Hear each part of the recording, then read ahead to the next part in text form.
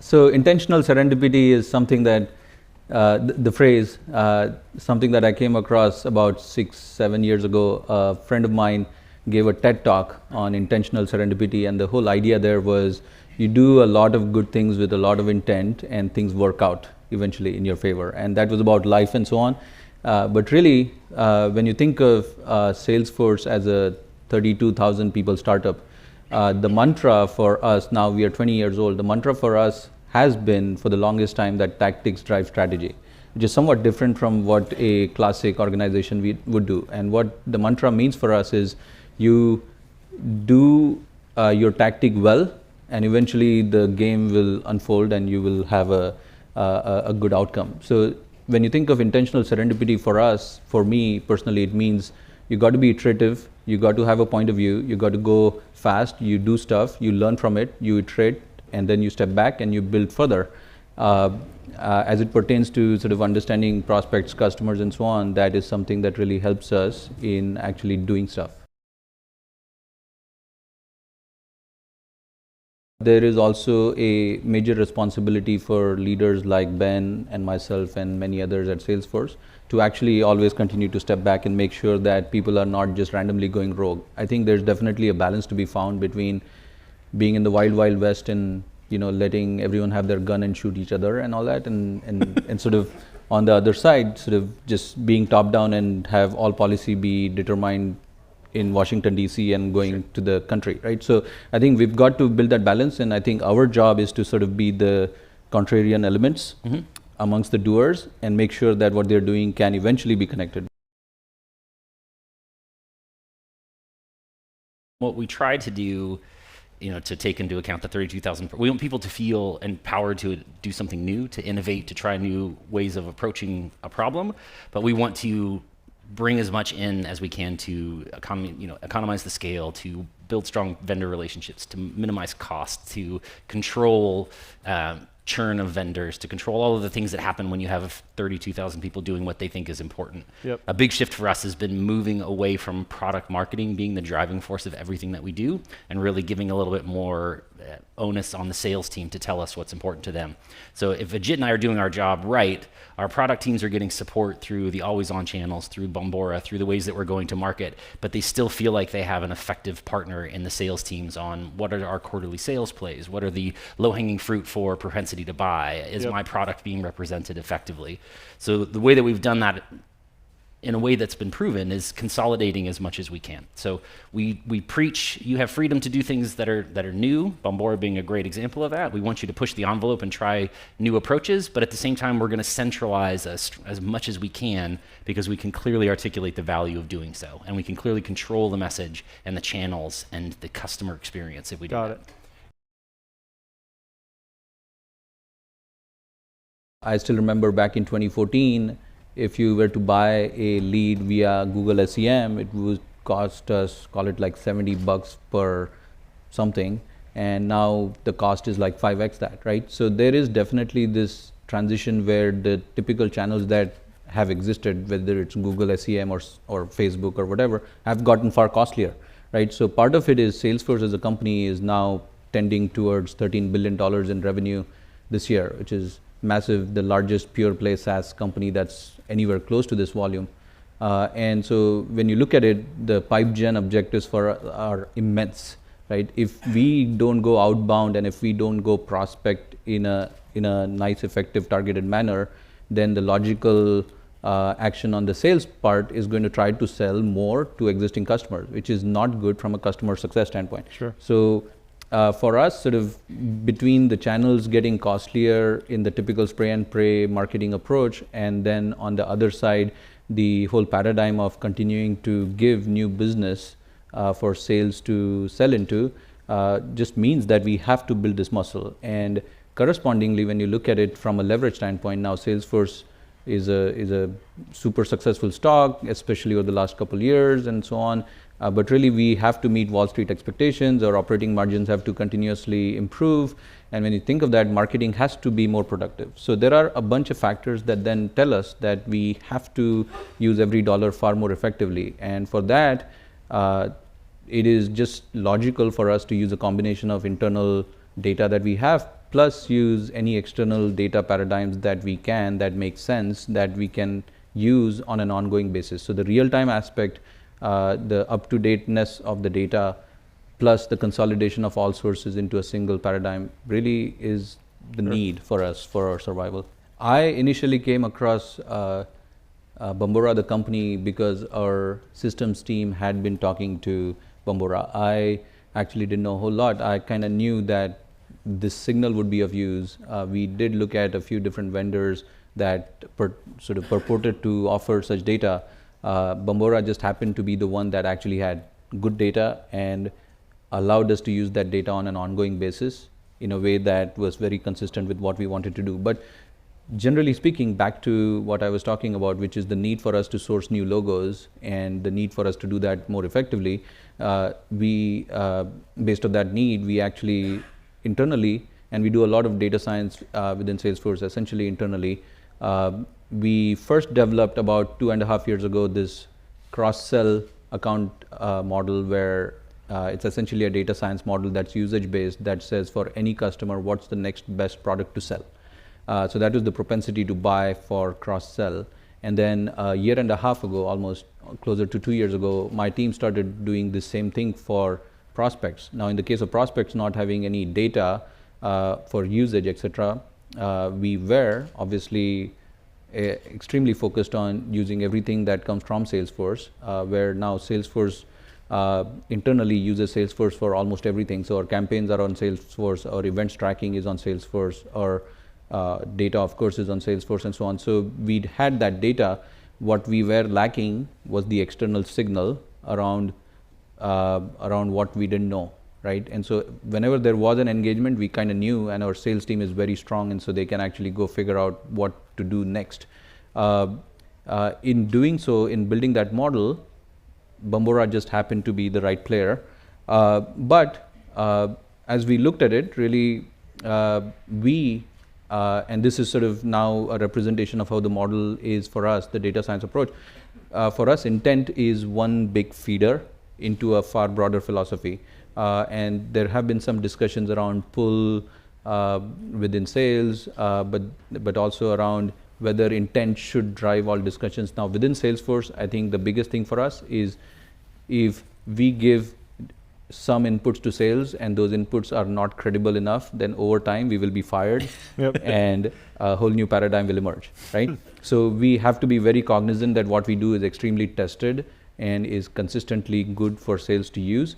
So in that context, sort of with the 80-20 rule in place, our goal was to identify the 20% of prospect accounts that will give us 80% of our revenue or ACV in this case. And with that goal in place, we kind of have this prospect model where between account attributes, which are what segment, what industry, how good the data is for a company within Salesforce, their contact quality. So do we have enough contacts that are actually quality contacts, not just purchased contacts, for example, contacts that have engaged with Salesforce or have been filled in by an AE or things of that sort. As a second attribute, marketing engagement, have they come to an event? Have they filled a form sometime? Have they clicked? Have they come to the website, done something? As a third piece, Trailhead is mentioned here. Trailhead is our internal learning platform, which anyone with a Twitter handle can come in and just do a bunch of reading and learn about something, and they don't really have to buy Salesforce. It's just a little bit of a platform on the side that allows people to learn, right? But the signals come to us and we use those signals to understand if there is interest. Sales engagement has sales engaged with those people, have these people or this account negotiated with Salesforce and we've lost in the past, etc. Those signals. These are all the factors that tell us whether an account is a relatively high propensity or not. And then on top of that, we layer in this purchase intent. Which of these accounts are actually surging? So this purchase intent then overlays on top of everything that we have from an attribute standpoint, and it then gives us that additional boost to say, hey, really, not only do we have good data inside and good past engagement signals, now they are actually potentially looking. Now we can go to sales. And then if you look at sort of that feedback loop, that is then the core of what we do with sales to maintain credibility. So every eventual prospect account intelligence score or input that we give to sales, we ask sales to rate that back to us. That part is done also through Salesforce, through our marketing cloud paradigm. So our emails that go to account execs actually say, hey, here's your 5 top accounts that you should reach out to. Here's why these accounts matter. That's because they've come to an event, or someone's talked to them, they've filled out a form, they may be surging on some intent signals, and so on. And those signals are given to them. We also then, there's a layer below this, which is contact intelligence, which is where we also score every one of the contacts. And we say, these are probably the top 3 contacts that you should reach out to. And then we say, do you think this is right? If they agree and they say, yes, this is right, then it's additional feedback. But if they say this is garbage, I don't like this, why? Because this account is actually not in business anymore. The data within Salesforce is unclean, whatever. They will give that feedback and it will drop the whole thing down straight into the model. So what we have is this feedback mechanism then allows us to not only continue to optimize the model, but also maintain credibility with sales. And then on the flip side of it, we track activity. So if we represent 1,000 accounts to them as high propensity, did they act on any of them? If they didn't, then we have a reason top down to go to the sales leaders and say, folks, we have this thing, but you should really push your salespeople to actually use it. And we have seen the lift. So for example, with this prospect intelligence model, we have seen over the last year about 38% lift in action improvement. When I say action improvement, it's every account exec that uses this has 38% more new business attributed to them, which is very massive, right? So it's an execution muscle, it's a credibility muscle, it's an action muscle. And then on the flip side, we actually have a full outbound BDR team that their job is to go call prospects day in and day out. And what we have within this is a scoring model, 0 star to 5 star, 5 stars being the highest. And we do back testing all the time where we say if the BDR only spent his or her time calling only 4 stars and 5 stars versus what they do, which may be haphazard, how much lift would we get? And we've seen in our case somewhere between 9 and 15% lift in ACV, which is new revenue, that comes from sort of focusing on the top tier accounts. So we found 2 really big levers. One we're going to talk about now, one we'll talk about in a minute, and then one that we've sort of been trying out and is having some really fun results. And these have all come, to Mike's point, as we start to see success, there's a lot of, we should try this. And the Bombora team has been a great partner with us in the sense of talking through what's happening, what that means, and ways that we can leverage it, and sometimes in tangential ways that we haven't actually considered. So a big one for us is account first. We've mentioned it a few times. We've made a big shift to do less product-based marketing towards focusing on accounts. And that can be accounts of any size, from SMB all the way up to the very large global enterprise. And this pyramid sort of shows the different layers of involvement that our ABM team has to take that kind of go-to-market message out. It's tricky for us because we're not a solution-based company for the most part. Our messaging tends to be product-specific. So we've used Bombora in that sense to help us understand the larger scale topics that these organizations are looking at. As you get down towards the blue and purple sections here, that's where the surge data has made a tremendous difference. So we call it programmatic account-based marketing, and Bombora is really the key driver there. So those third-party algorithms on the bottom left-hand quadrant are primarily driven through intent data. So we're looking at a large number of accounts that have some commonality. That could be geographic, it could be segment-based, it could be industry. And if those folks are looking at terms that we know we do well in, then we prioritize that alongside the TAM and the accounts that are selected by sales. So it lets us go really broad with an account-based approach. We've got some fun tools that let us do personalization at scale. So a lot of those accounts still feel like they're getting, you know, a dedicated person and dedicated outreach and direct mail and, you know, all of the fun stuff that ABM brings to the table, but we're able to do it in a way that connects to what the company's actually paying attention to.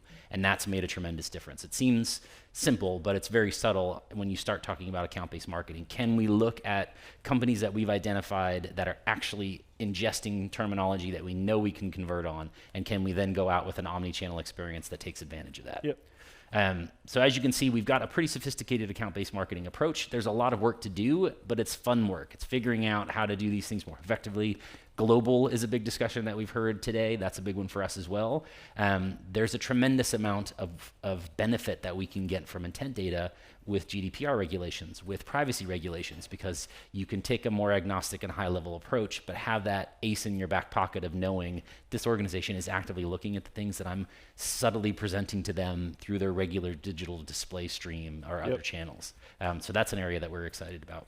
Great. So what we do for digital, for our online advertising, as we mentioned earlier, the big push for us was consolidation. So rather than doing individual media plans for every single cloud, which we used to do and it was insane, we now do a single media plan that's quarterly based, and we allocate spend based on where we're seeing return. So we could reinforce search terms that are performing on a daily basis. But what we found was when you go with an ROI-based model, display tends to get underutilized. Your general high-level awareness is the last thing that has quantifiable ROI, as much as a JIT would love to counter that. I'm being facetious. No, I'm good. We struggled actually connecting ACV to a display ad that somebody saw 18 months ago. So we started to really decrease our spend there. And from a business perspective, we knew that wasn't the right thing to do. So that was another area where it was like, why don't we leverage Bombora? Their network is gigantic. We can loosen the terminology up. I think we've got about 187 terms out that we're currently monitoring. And the idea here, which we'll get to with the cute little analogy in a minute, is we want to listen and hear what people are doing. We want to hear them sneezing and then offer Kleenex. So by simply understanding what they're looking for and then pushing our display advertising and our online paid social advertising to reinforce that, we've seen a 271% increase in click-through and response rates, which carries all the way through. Like if we took this down to its logical conclusion, if I get a form complete from a company that's surging on a term that we care about, that they've clicked on a display ad that we presented because of it, that response rate is significantly higher than just a general response that's come in through whatever channel.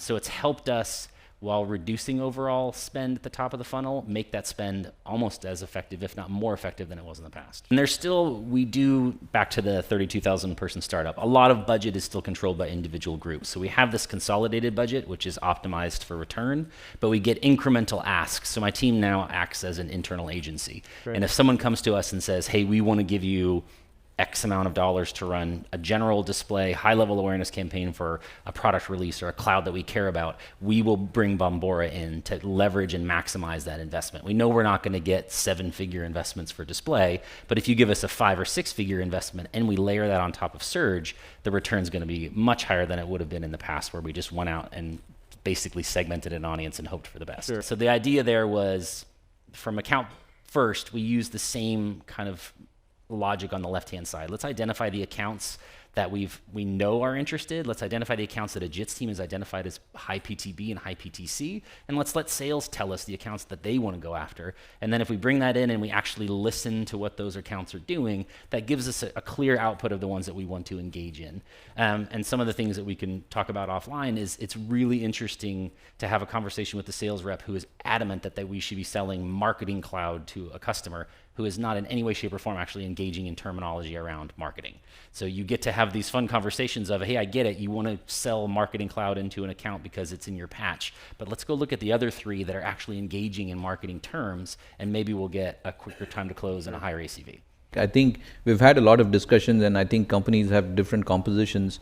Salesforce happens to be a very sales-driven company, and for us, really, the sophistication of the sales team is such that if we have an entry point into a prospect and can convert them into a customer for one product, then our sales team will find the signals to help find the right partnership between us and that company, right? And so for us, it is not about trying to push Marketing Cloud or Sales Cloud or any other product. It is about making the prospect convert into a customer, right? That's the goal for us in many ways. I think beyond that, the partnership between sales and marketing really morphs into marketing providing air cover and sales doing sort of the outreach to figure out what is it that the customer actually wants. We don't do email blasts anymore.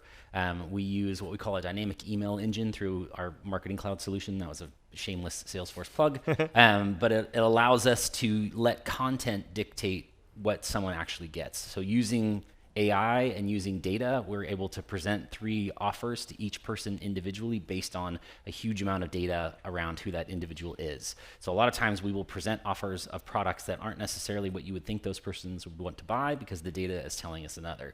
What happens is we run into situations where we have like content scores. So we'll have Sales Cloud and Service Cloud equally weighted for a VP of sales.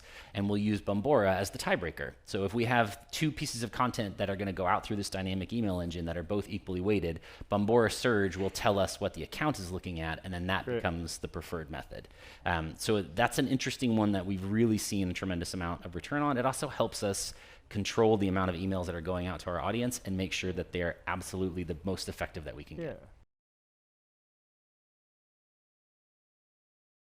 The holy grail. So for us, when we say what's next, I think it's a journey, right? We're solving bits and pieces problems because marketing is an unsolved problem and will remain so. I think for us, eventually we break it down into 2 elements of thought. One is what is the next best action on an account, and what is the best audience for an activity, right? And then everything for us flows down from here. So when we think of what is the next best action for an account, we say, should they be invited to an event, or should we be doing digital advertising on them? Should we be sending them an email, right? Or scoring sort of drives and dictates what we should do.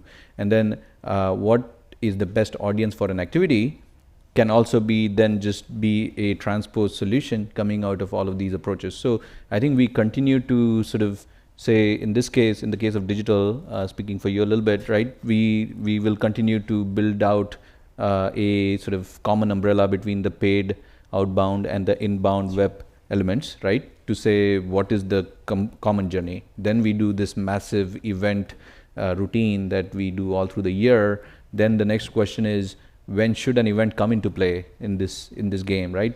So how do we then attribute or bring in events as a recommendation against the rest of the digital world, and so on. So for us, that is one piece of it. The other piece of it correspondingly is the system and infrastructure aspect of it. Is to a bunch of people have talked about the data lake aspect and so on. Really for us, it's really a perimeter. It's a soft perimeter. Our data resides in our org. It resides in our user groups, in our trailhead elements, in Datorama, for the paid outbound, in the clickstream, and so on. I think as long as we can create a perimeter, create schemas, and allow for us to work on that information, and then bring in very important third-party elements, Bombora being sort of one of the key elements that we use today, to then sort of give ourselves a playground to explore, and then as elements come through, is to then work towards building that umbrella.